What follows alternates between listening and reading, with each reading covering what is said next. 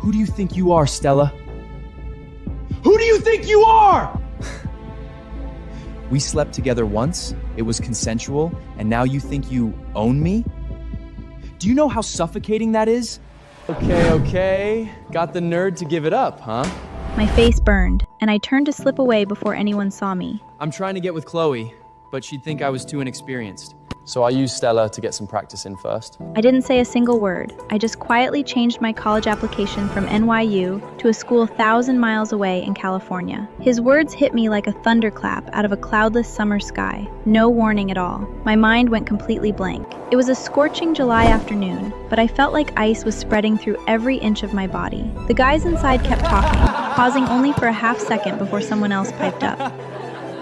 Classic Ashton, even Stella was just a warm-up for him. Everyone knows how hard it is to get into her pants. So what does that make her, like a practice dully? Asher just laughed it off. Relax, she got something out of it too. I mean, Stella's cute and all, but compared to Chloe, yeah, no contest. Right. Asher threw a textbook at him to shut him up. It was just a vibe, okay? The moment happened, and honestly, she seemed like she was enjoying herself. The guys all exchanged knowing looks and started roasting him. Who knew the Bookberg was that freaky under all those cardigans? Bro, Asher's just built different. Why leave free food on the table, right? She's been chasing him for years. Technically, she got what she wanted. The laughter inside the room got noticeably louder. I pressed my teeth into my lower lip so hard I tasted copper. Both hands balled into white-knuckled fists. It took every single ounce of willpower I had to stay upright, to not just crumple right there in the doorway. Footsteps echoed down the hall toward me. I snapped back to reality and bolted, shoving my way blindly through the corridor. In my panic, I threw myself into the nearest bathroom stall and locked the door behind me. The tears came like a dam breaking, grief and humiliation pouring out all at once. Asher's words played on a loop inside my head, every single syllable. They shredded what little self-worth I had left. If I hadn't heard it with my own ears, I never could have believed that the guy talking in there was the same one who had held me like I was something precious just last night. Turns out you don't actually need to love someone to do that with them. Turns out you can look a girl dead in the eyes, make her feel everything, and still be lying through every single second of it. The thing I thought was my happily ever after was just a punchline someone else got to laugh at. The more I cried, the worse it got, but I couldn't make a sound. My whole body was shaking so hard I could barely breathe. A long time passed. My phone buzzed. It was Asher. "Just grab an Uber back. My crew's got a party tonight and it'd be awkward to bring you." I didn't reply. He sent a follow-up. "Also, pick up a morning after pill yourself. I'm busy today. Don't forget to take it. Good girl." I stared at those two texts for a very, very long time without moving. From dusk until nearly sunrise, Asher had been relentless, like he had a point to prove. By the end, we were both completely wrecked, and right before he drifted off with his arms around me, he'd murmured the same thing twice. "We weren't really prepared for your first time. I'll get you the pill first thing tomorrow morning." He'd even given me this little lecture about how girls needed to take care of themselves, said the morning after pill was really important, and that skipping it could mess up my body. And I had actually thought, this is it. He's the one. He's being so responsible. I finally got my person. And now, the clarity hit me like a slap. I dug my nails into my own palm until the pain forced the tears to stop. I wiped my face, straightened my glasses, and walked out of that bathroom like nothing had happened. I was too embarrassed to go to a real pharmacy, so I ordered the pill online instead. When the delivery guy left the package at my door, I waited another long stretch before I could even bring myself to go get it. I swallowed it with a mouthful of my own tears, and then I just sat down on the floor, staring at nothing, completely empty. Ever since Asher's family had moved next door to mine, I'd trailed after him like a shadow, and that had been 10 years of my life. I had genuinely never stopped to think about what a world without him would even look like. I couldn't picture it, but starting right now, I was going to have to figure it out alone. Outside the floor-to-ceiling window, the neighborhood lights blinked on, one by one, and then off again. At some point, I really didn't know how long I'd been sitting there, Mia called me on FaceTime. Stella, why didn't you come to the party tonight with Ashler? That girl Chloe from the AP track is here, by the way. She has been all over him since you didn't show. It's actually disgusting. In the dark corner of the VIP booth, Asher and Chloe were sitting so close together, their thighs were touching. Chloe had worn a crop top and a curve-hugging miniskirt, long tan legs, tiny waist. Even the way they were talking looked more like whispering secrets than having a conversation. I could feel the charged energy between them through the screen. Something in my chest locked up.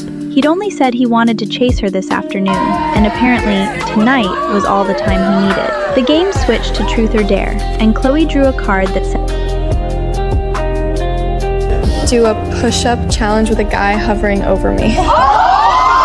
Predictably, Asher volunteered before anyone else could open their mouth. Chloe blushed bright pink and lay back against the couch cushions. Asher planted his hands on either side of her. He was controlled the whole time, deliberately keeping his body from making contact with hers, until the very last one. His arms gave out, and his entire weight came down directly on top of her. The room erupted, everyone screaming so loud, the walls practically shook. Asher's and Chloe's faces went even redder. With the whole crowd going absolutely feral around them, Asher just tilted his head down and kissed her. Not a quick peck, a full, deep, for the whole room to see kiss. 3 full minutes before they finally pulled apart. For all 3 of those minutes, I sat completely frozen, eyes locked on the screen, barely remembering to breathe. I wanted to cry so badly. Oh my God, Stella, did you see that? He literally kissed her in front of everyone. He is so into her. Mia shook her head and stepped out of the booth, turning the camera as she went. Don't be mad at me. If I hadn't shown you, you never would have let yourself move on. I'm not mad at you. I'm only mad at myself for wasting so many years. I had always assumed that the spot beside Asher was mine, that it would always be mine. I am so done with him, Stella. Who does he think he is? Watching you love him for years, acting all innocent like he had no idea, just letting you fall deeper and deeper? You saw what I showed you. I'm not giving myself the chance. Mia, I've already decided I'm going to California with you. But you have to promise me you'll keep it quiet for now.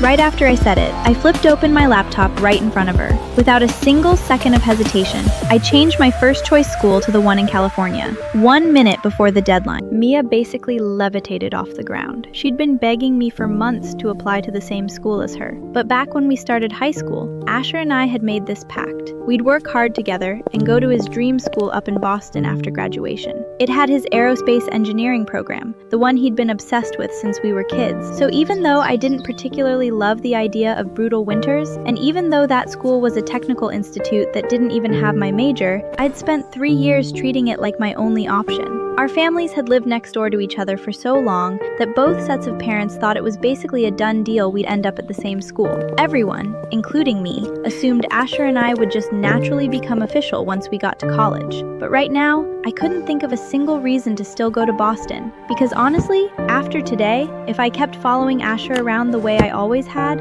I would never be able to look myself in the mirror again. I just needed to go somewhere far away. It didn't even matter where, as long as he wasn't there. He was going east, so I was going west. Before bed, I filled the entire bathtub. I needed to scrub every inch of myself clean. But when I took off my clothes, the bruises on my skin were still so vivid it made me flinch. The memories from last night rushed back before I could stop them. The burning heat of his skin pressed against mine, the sound of his breath ragged and warm against my ear. The ghost of it all still seemed to linger in the air around me. I shook my head hard, physically trying to shake myself free of it. Then I grabbed the roughest loofah I owned and scrubbed myself raw, over and over, until my whole body was flushed pink and stinging. I was trying, clumsily, desperately, to erase what was officially the worst night of my entire life. The result was that the pain kept me awake the whole night anyway. Asher didn't text. For the first time in 6 years, ever since we both got phones, we didn't say goodnight to each other. That was fine. It was going to happen eventually anyway. Tonight was as good a time as any to start letting go. I didn't fall asleep until just before sunrise, drifting in and out of exhaustion. Early the next morning, while I was still buried in sleep, I felt, in that foggy space between dream and awake, the soft press of lips against my forehead. I jolted awake. The first thing my eyes landed on was a jaw I knew too well, and the soft dip of a throat right above me. The scent hit me next. Cedarwood, that cologne he always wore, and underneath it, the faintest trace of something new, something citrusy that wasn't his. Right, I'd completely forgotten that Asher still knew my front door code. Download Short Max. Watch more.